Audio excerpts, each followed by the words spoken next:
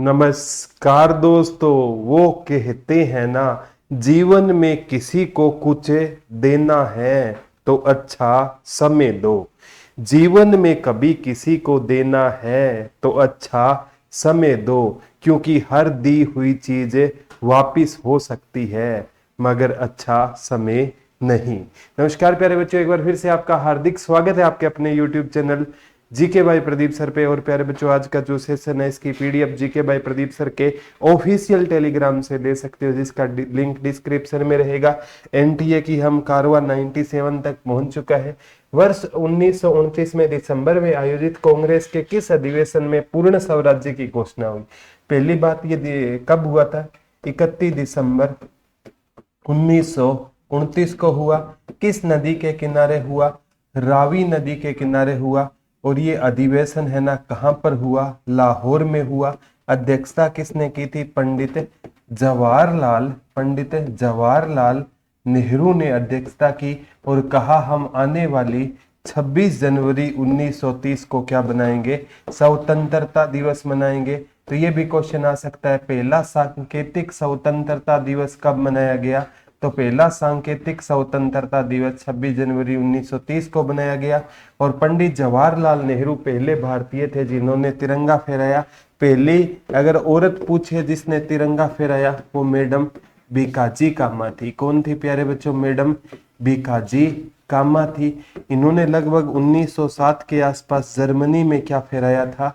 तिरंगा फहराया था। इन्हें मदर ऑफ इंडियन रेवोल्यूशन के नाम से भी जाना जाता है। Mother of Indian revolution, mother of Indian revolution के नाम से किसे जाना जाता है? मैडम भीकाजी कामा को जाना जाता है। दो क्वेश्चन और आ सकते हैं। एक तो प्यारे बच्चों, 1905 में एक बनारस अधिवेशन हुआ था कांग्रेस का।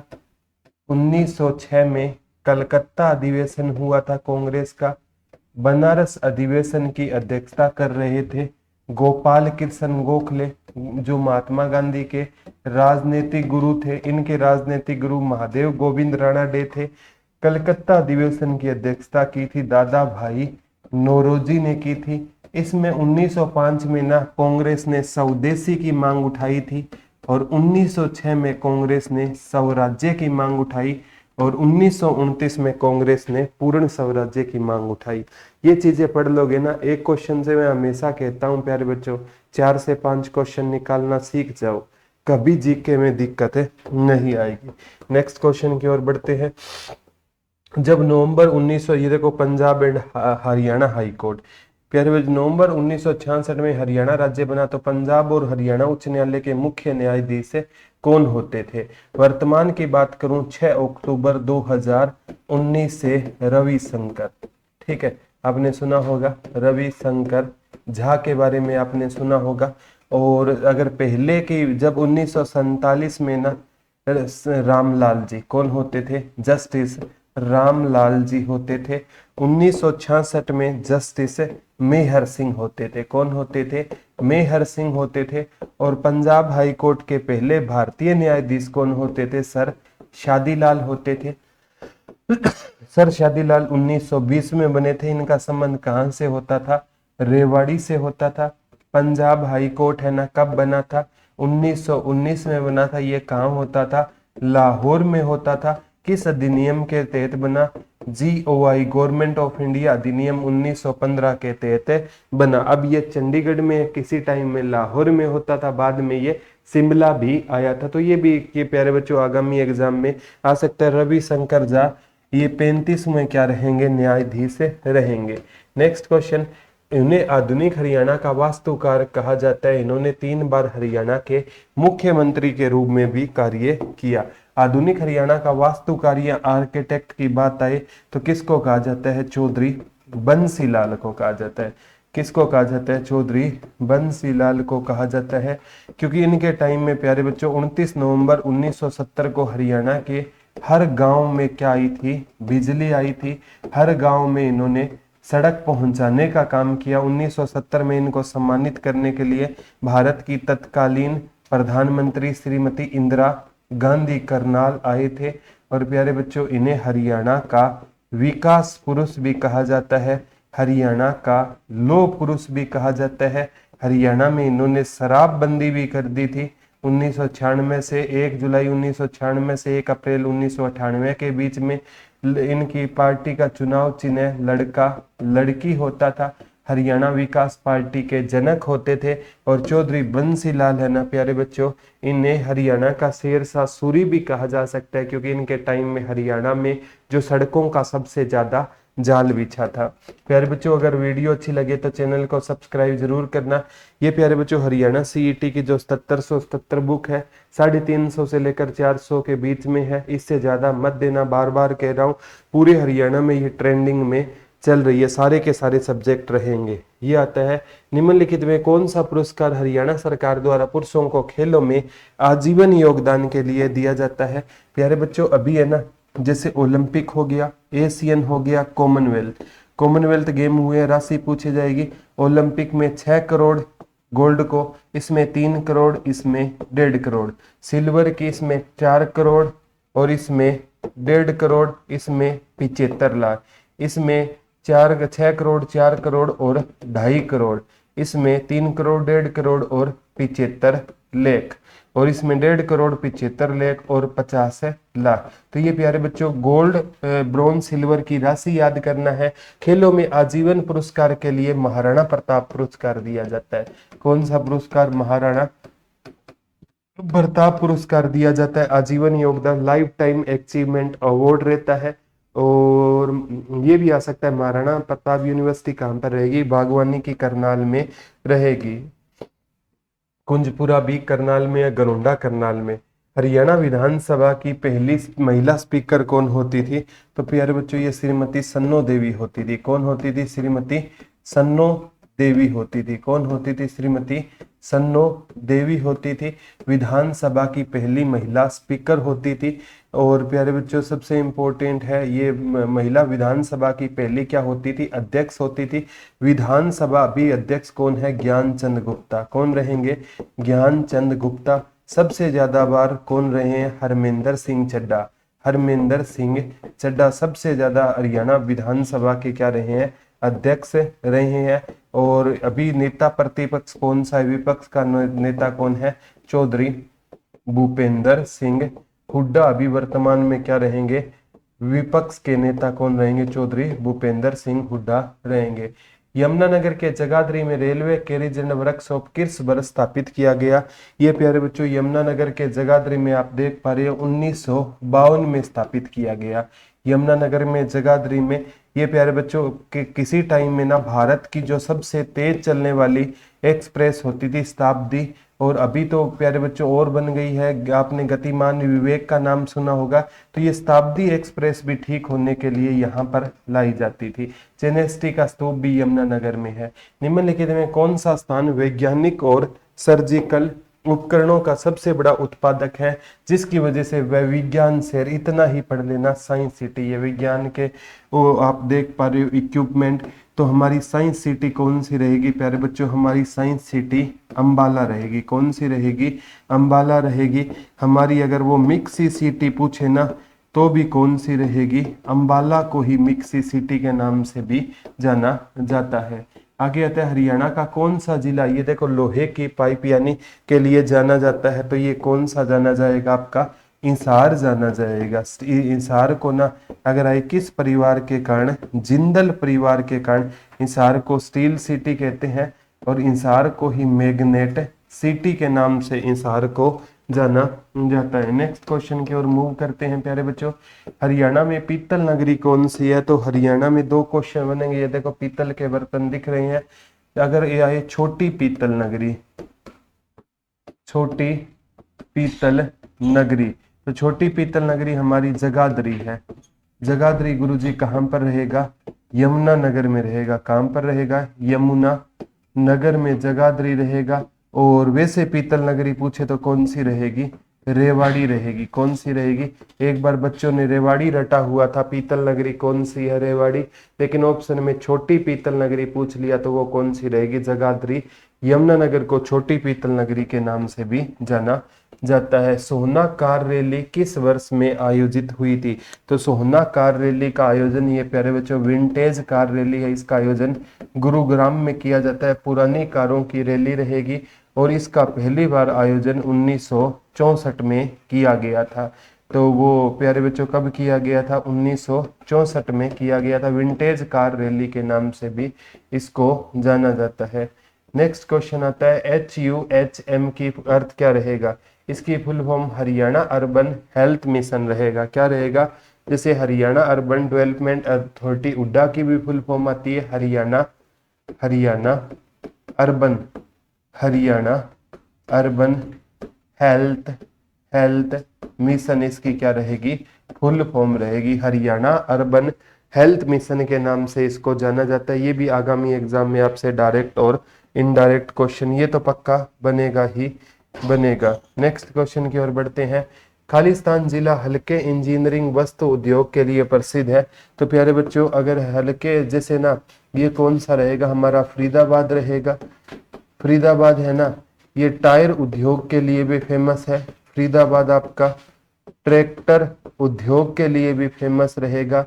और फरीदाबाद आपका जो मतलब टायरों के जो आप रेफ्रिजरेटर जिसे बोलते हो रेफ्रिजरेटर उद्योग के लिए भी क्या रहेगा? ये फेमस रहेगा। ठीक है। और आप यहाँ से ट्रैक्टर से बने जो उपकरण हेरो है, कल्टीवेटर है, उनके लिए भी ये फेमस रहेगा। तो ये कौन सा रहेगा आपका? फरीदाबाद फेमस रहेगा। फरीदाबाद ये देख पा रहे हो प्यारे बच्चों, उद्योग ज्यादा इसलिए से औद्योगिक नगरी भी कहते हैं। बाबल औद्योगिक क्षेत्र किस जिले के अंतर्गत आता है? तो बाबल आता है प्यारे बच्चों रेवाड़ी के अंतर्गत। और ये विधानसभा की प्यारे बच्चों कौन सी सीट रहेगी? आरक्षित सीट है। तो बनवारी लाल है ना, वो कहाँ से चुनाव लड़ते हैं? बाबल रेवाड़ी से चुनाव लड़ते हैं। और ये भी अभी प्यारे बच्चों जो आज के लिए ना CET का कोर्स 399 रुपए में ले सकते हो। आज के लिए 74 978 4004 पे कांटेक्ट कर लेना। 22 टीचर रहेंगे, हर सब्जेक्ट के 2 टीचर रहेंगे। ये कोर्स आज आप ले सकते हो। नेक्स्ट क्वेश्चन की ओर बढ़ते हैं प्यारे बच्चों। रेवाड़ी जिले का निम्नलिखित में कौन सा उद्योग पूरे भारत में प्रसिद्ध है? तो प्यारे बच्चों तिल्ला जीतते हैं, जूती उद्योग भी यहाँ का, तिल्ला जूती उद्योग भी यहाँ का फेमस रहेगा। और पीतल उद्योग भी यहाँ का क्या रहेगा? फेमस रहेगा। ऑप्शन था उपयुक्त। ये प्यारे बच्चों दोनों उद्योग है ना, यहाँ के क्या रहेंगे? फेमस। और भारत का सबसे पुराना रेलवे जंक्शन या हरियाणा का सबसे पुराना रेलवे जंक्शन कौन सा रहेगा? रेवाड़ी रहेगा। कब बना था? ये प्यारे बच्चों आप पढ़ोगे 1872-73 के टाइम पे रेवाड़ी रेलवे जंक्शन बना था। 1873 में सुना होगा। कुरुक्षेत्र जिले के शाहबाद सहकारी चीनी मिल की स्थापना कब हुई? तो शाहबाद सहकारी चीनी मिल है ना, ये 1984-85 में बनी थी। शाहबाद कहाँ पर रहेगा गुरुजी? ये कुरुक्षेत्र में रहेगा। कहाँ पर रहेगा आपका? कुरुक्षेत्र में रहेगा। तो शाहबाद कुरुक्षेत्र जिले के शाहबाद सहकारी चीनी मिल रहेगा। निम्नलिखित में कौन सा राष्ट्रीय उद्यान हरियाणा में स्थित नहीं है? तो इसमें दे रखा था सुल्तानपुर, आपको 2 याद रखना है, हरियाणा में 2 है। या तो सुल्तानपुर नेशनल पार्क है जिसको नेशनल पार्क का दर्जा 1991 में दिया गया, या हरियाणा में आपका सुल्तानपुर को अगर मैं छोड़ दूं तो दूसरा कौन सा रहेगा? तो दूसरा कलेसर राष्ट्रीय उद्यान रहेगा। 2 ही राष्ट्रीय उद्यान हरियाणा में है, इसके अलावा कोई भी दे दे तो वो हरियाणा में नहीं रहेगा। नेक्स्ट क्वेश्चन की ओर है बढ़ते हैं प्यारे बच्चों। हरियाणा के पर्यटन मंत्री कौन है? देख पा रहे होंगे शिक्षा मंत्री ये कंवरपाल गुर्जर जी रहेंगे। कौन रहेंगे? कंवरपाल गुर्जर जी रहेंगे। ये पर्यटन मंत्री भी है और शिक्षा मंत्री भी रहेंगे हरियाणा के, और ये संसदीय मामले भी संभालते हैं। ठीक है, ये कौन रहेंगे? कंवरपाल गुर्जर जी रहेंगे। गोरिया पर्यटन स्थल कहाँ पर है? ये पर्यटन स्थल से भी क्वेश्चन आता है। तो गोरिया पर्यटन स्थल ये आपका कहाँ पर रहेगा? झज्जर। झज्जर को किसका शहर कहते हैं? शहीदों का शहर भी झज्जर को कहा जाता है। नेक्स्ट क्वेश्चन प्यारे, किंगफिशर पर्यटन स्थल हरियाणा में कहाँ पर स्थित है? तो किंगफिशर एयरलाइन विजय माल्या की थी, लेकिन ये पर्यटन स्थल कहाँ पर रहेगा? अंबाला में रहेगा। किंगफिशर पर्यटन स्थल कहाँ पर रहेगा प्यारे बच्चों? अंबाला में रहेगा। नेक्स्ट क्वेश्चन की ओर बढ़ते हैं। कोयल पर्यटन स्थल कहाँ पर? कोयला लिख दिया, कोयल है, कोयल पर्यटन स्थल कैथल में रहेगा। कहाँ पर रहेगा? और नवग्रह कुंड के कारण ना कैथल को क्या कहा जाता है? नवग्रह कुंड के कारण कैथल को छोटा काशी कहा जाता है। कौन सा काशी कहा जाता है? छोटा। वैसे मंदिरों की अधिकता के कारण छोटा काशी कौन सा रहेगा? वो भिवानी रहेगा। कौन सा रहेगा? भिवानी रहेगा। हरियाणा के पिंजौर में स्थित यादवेंद्र गार्डन, इसको प्यारे बच्चों यादवेंद्र गार्डन को मुगल गार्डन के नाम से भी जाना जाता है। किस नाम से? मुगल गार्डन के नाम से भी यादवेंद्र गार्डन को जानते हैं। इसके डिजाइनकार कौन होते थे? नवाब फिदई खान कोका होते थे। नवाब फिदई खान कोका क्या होते थे? इसके डिजाइनर होते थे। नेक्स्ट क्वेश्चन की ओर बढ़ते हैं। तिलियार लेक कहाँ पर रहेगी? तो तिलियार लेक प्यारे बच्चों रोहतक में रहेगी। कहाँ पर रहेगी? रोहतक में रहेगी। कर्ण झील पूछे ना तो वो कहाँ पर रहेगी? करनाल में रहेगी। कहाँ पर रहेगी? करनाल में। और HSSC हरियाणा में कितनी झीलें मानता है? केवल 5 मानता है, लेकिन है ज्यादा। चैतन्य महाप्रभु का संबंध किस तीर्थ से है? ये पेपर में बहुत बार आ गया। चैतन्य महाप्रभु जी देख पा रहे हैं आप, इनका संबंध कुबेर तीर्थ से है। किस तीर्थ से है? कुबेर तीर्थ से है। और कुबेर तीर्थ कहाँ पर रहेगा आपका? कुरुक्षेत्र में रहेगा। कहाँ पर रहेगा? कुरुक्षेत्र में रहेगा। तो चैतन्य महाप्रभु जी का संबंध भी कहाँ से रहेगा? कुरुक्षेत्र मतलब कुबेर तीर्थ से रहेगा। आगे आता है सनहित सरोवर हरियाणा के किस जिले में है? तो सनहित सरोवर प्यारे बच्चों ये कुरुक्षेत्र में है। कहते हैं इस सरोवर में ना माता लक्ष्मी और भगवान विष्णु यानी लक्ष्मी नारायण का स्थायी निवास माना जाता है। और 7 सरस्वती नदियों का यहाँ पर क्या होता है? संगम होता है। तो ये भी दोनों क्वेश्चन याद रखना। और ये भगवान विष्णु माता लक्ष्मी का हरियाणा में सबसे पुराना मंदिर तोसाम में है। अति प्राचीन लक्ष्मी नारायण मंदिर है। और कौन सी जाति लक्ष्मी नारायण को या भगवान विष्णु को गुरु का अवतार मानती है? बिश्नोई। कौन सी जाति मानती है? गुरु जम्बेश्वर का अवतार मानती है, तो वो बिश्नोई जाति मानती है। अभी जन्मदिन भी गया था ना, जन्माष्टमी गई थी। गुरुजम्बेश्वर भगवान और भगवान कान्हा का जन्मदिन एक ही दिन माना जाता है। कुरुक्षेत्र के प्रसिद्ध ब्रह्म सरोवर का निर्माण किस राजा ने करवाया? बहुत इंपॉर्टेंट है ये प्यारे बच्चों, राजा कुरु ने करवाया था। किसने करवाया था? राजा कुरु ने करवाया। और ये भी आएगा हरियाणा है ना, महाजनपद काल में किसका हिस्सा होता था? तो हरियाणा है ना, कुरु और पांचाल का हिस्सा होता था। कुरु की कैपिटल इंद्रप्रस्थ होती थी और पांचाल की कैपिटल कौन सी होती थी? अहिछत्र होती थी। पुराने टाइम में भारत है ना 16 महाजनपदों में बंटा हुआ था। उसमें प्यारे बच्चों सबसे ज्यादा महाजनपद यूपी में 8 थे और बिहार में 3 होते थे। एक आपका प्यारे बच्चों राजस्थान में होता था, एक आपका मध्य प्रदेश में होता था, एक आपका आंध्र प्रदेश में होता था। 2 भारत से बाहर होते थे। बिहार में 3 होते थे। सबसे शक्तिशाली मगध जिसकी कैपिटल राजगृह या गिरिब्रज होती थी, अंक जिसकी कैपिटल चंपा होती थी, और बज्जी जिसमें सबसे पहले लोकतंत्र देखा गया, बज्जी की कैपिटल वैशाली होती थी। और बज्जी महाजनपद 8 जनपदों के मेल से बना था, जिसमें लिच्छवी में सबसे पहले लोकतंत्र देखा गया था। यूपी में क्या रहेंगे? 8 रहेंगे। जैसे आप काशी की कैपिटल वाराणसी हो गई, कुरु की कैपिटल इंद्रप्रस्थ हो गई, और आप देखोगे चेदी की कैपिटल सुक्तिमती हो गई, और आप इसमें देखोगे सूरसेन की कैपिटल मथुरा हो गई। तो यूपी के भी महाजनपद एग्जाम में पूछे जाते हैं। कौशल की कैपिटल श्रावस्ती हो गई, ये भी पूछा जाता है। कौशल की कैपिटल कौन सी थी? श्रावस्ती थी। ये भी आगामी एग्जाम में पूछा जा सकता है। और भारत से बाहर गांधार हो गया जिसकी कैपिटल तक्षशिला थी, और एक कंबोज हो गया जिसकी कैपिटल हटक या राजपुर होती थी। और राजस्थान में मत्स्य होता था जिसकी कैपिटल विराटनगर होती थी। और एक आंध्र प्रदेश में अस्मक होता था जिसकी कैपिटल पोतन होती थी। और एक अवंती होती थी जिसकी कैपिटल उज्जैनी होती थी। ये कैपिटल से क्वेश्चन जरूर पूछा जाता है। और महाजनपद काल का वर्णन है ना, अगर पूछे किस बौद्ध ग्रंथ में मिलता है तो अंगुत्तर निकाय में मिलता है। और कोई जैन ग्रंथ पूछे तो भगवती सूत्र में महाजनपदों की क्या मिलती है? जानकारी मिलती है। तो ये था प्यारे बच्चों आज का टॉपिक। और आप सभी बच्चे हैं ना, मुझे कमेंट करके जरूर बताना कि आज का लेक्चर आपको कैसा लगा, क्योंकि जब तक आप बताओगे आओगे नहीं ना तो पता नहीं चलेगा। आज के लिए इतना ही है। कल आपसे हम प्यारे बच्चों दोबारा रूबरू होंगे। तब तक के लिए एक ही बात कहूंगा, हंसते रहिए, मुस्कुराते रहिए, अपना और अपनों का ध्यान रखिए और किसी भी हालत में एजुकेशन को रुकने मत देना। वही बात है, ये दुनिया खैरियत नहीं हैसियत पूछती है। तो दुनिया को दिखाने के लिए आपका जॉब लगना बहुत ज़्यादा जरूरी हो जाएगा। धन्यवाद दोस्तों। जय हिंद, जय भारत, लव यू ऑल।